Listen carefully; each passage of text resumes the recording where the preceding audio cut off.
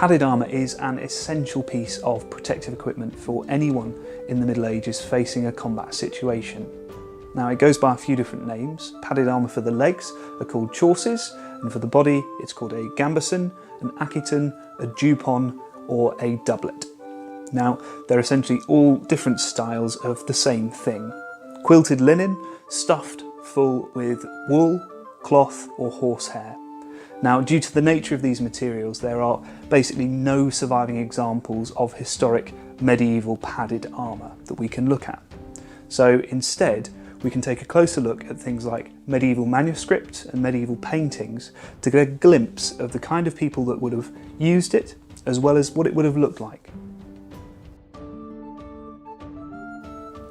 Padded armour was relatively light and unrestrictive, which meant that you could do all kinds of essential things while wearing it, like drinking and pillaging and obviously fighting as well.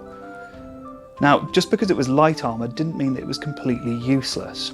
The dense filling inside the armour meant that it was highly resistant to things such as stabs, cuts and even bashes from things like hammers. Because padded armour was made out of readily available materials, it meant that it was quite cheap, which made it very popular with the poorer levels of society, such as peasants who couldn't afford full suits of armour. We have to remember that in the Middle Ages, when you joined the army, you were expected to provide your own equipment, which reflected your status in the feudal society. This meant that if you were a noble, you'd be expected to bring all sorts of things like a lance, a sword, a horse, and obviously a full suit of armour. And if you were an unlucky peasant, well, it would be whatever you could afford. Now, the nobility used padded armour too. It's just most of the time you can't see it because it's underneath all of the other armour they're wearing.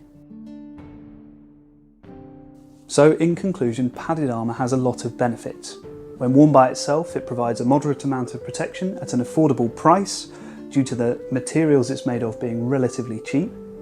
It's also lightweight and doesn't restrict the wearer's movement, which is essential when you need to outrun more heavily armoured opponents.